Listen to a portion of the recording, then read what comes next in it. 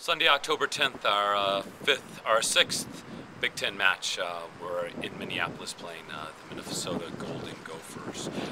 The game really got off to, I felt like, a very good start. Our team lined up with the return of several of the players that we still hadn't gotten back on Thursday against Indiana. And I thought attacking-wise we did a good job. We certainly stifled, I think, a very potent Minnesota offense over the first 45 minutes. I think the stats at the halftime, we had accumulated 5 corners to 1 and certainly had outshot them as well, but we were unable to put the ball in the back of the net against Cat Parkhill. It certainly came up with, I think, several key saves, but at the same time we really didn't take advantage of, we didn't have a killer instinct. We came to rue those missed chances in the second half. I think Minnesota came out, redoubled their efforts, put a lot of pressure on us. And in the 62nd minute, we gave up the first goal off of a corner kick, and certainly, we discussed with our team about winning moments and just having a focus where you're not quite sure what moment, what play in the game is going to make the difference, but you've got to be the person, you've got to be the team that makes those differences. And we found the ball in the back of the net, so once again, we found ourselves chasing the game, which is a difficult situation to be in, and within another minute, we were 2-0 down, really off a fantastic cross and finish. And so with those second goals, we had changed our formation a bit. We threw CQ forward. Certainly, I think not only a great defender for us, but a dangerous attacking threat as well. But we weren't able to really get much of the play.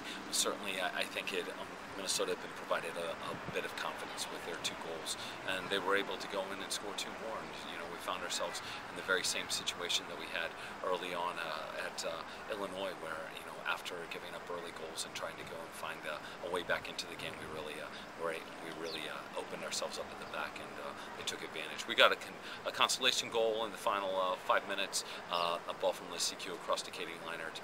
Certainly a young woman who's shown this year that she's dangerous both in creating goals and scoring goals. And so, but if we had managed to keep it at 2-1 or 2-0, then we would have found our way back into the game. But at 4-0 down, a single goal is really just a small consolation.